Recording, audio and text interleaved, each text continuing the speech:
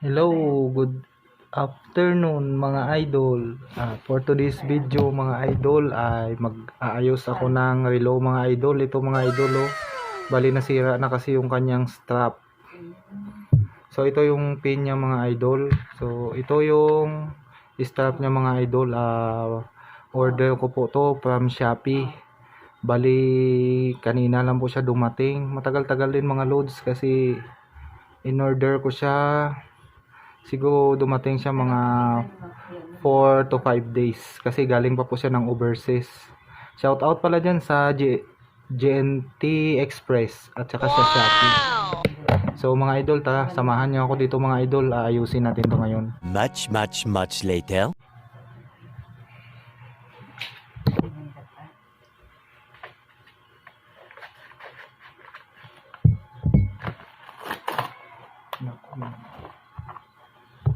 Ito na pala siya mga idol.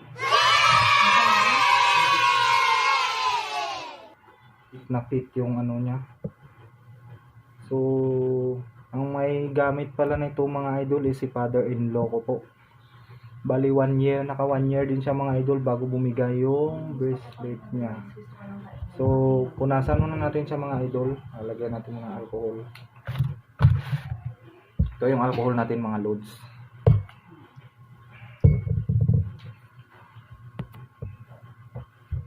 So ito na mga idol, disinfect muna natin siya mga loads.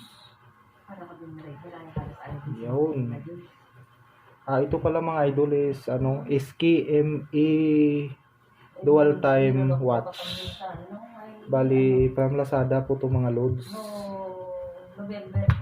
Punasan muna natin siya mga idol. Bali malinis lang to mga idol. Bali nilinis, binrush ko po to nung last. Pero bali yan na pala mga idol yung 4 na pin ng SKMS dual time clock natin. Bali nilinis ko na yan mga idol kasi medyo nakalawang. Yan yung pinaka main clock nya.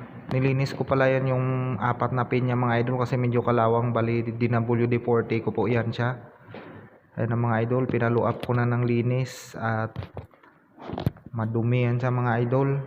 Nung nakaraan bali binras ko lang po yan siya. Tapos sinilagyan ko po ng sabon. Bali yan pala yung strap na mga idol. Ikakabit na po natin yan. Napaka-basic lang yan gawin mga idol. So ayan, tinusok ko na yung kanyang pin. Medyo mahirap. Ayan, madali lang yan mga idol. Yung dalawa. Yan na. Yan, medyo nahirapan ako dyan mga loads kasi medyo masikip pa siya.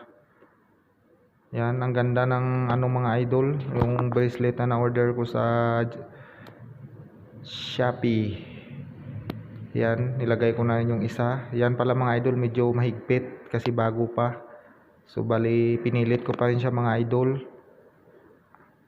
Medyo disalign lang pala yung mga loads kaya binasa ko lang siya ng alcohol para madali sa ilagay. Yan, umiilaw-ilaw pala siya mga loads.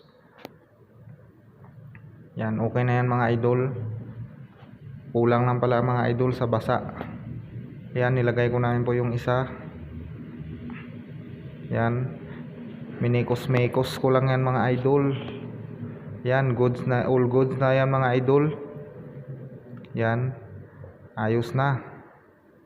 Nailagay na siya. So yan na mga loads, kompleto na.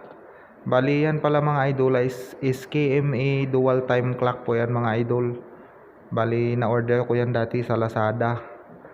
Bali agdating ng 1 taon, medyo lumutong yung strap niya mga idol kaya yan. Inorderan ko na lang siya sa sa Shopee. All goods pa naman yung relo mga idol. Water resistant pala yan mga idol. Kasi binasa ko na rin po yan dati. All goods naman yung item kasi hindi naman siya napapasukan ng tubig. Yan na pala mga idol yung relo. Bali all goods na yan. Tapos nang ginawa, pwede nang suot. So hanggang dito na lang. Thank you for watching and bye bye.